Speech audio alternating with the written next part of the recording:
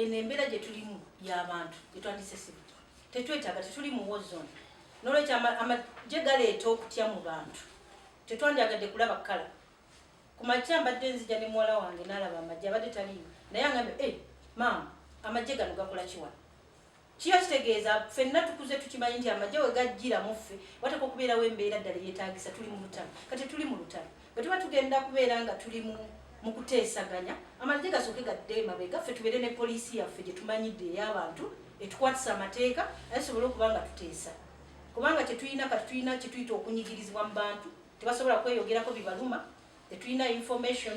ate tulina amagye tetujja kwogera kati bwe tuba tunaateesa mu eno embeera tuba tusaba gavumenti etugire amagye ku kkubo tubeere ne poliisi yaffe nga bulijjo ate n'abo bantu bali tubasaba kuuma obuntu bulamu bwe baba nga balina okwemulugunya kwonna bagende mu mbuga z'amateeka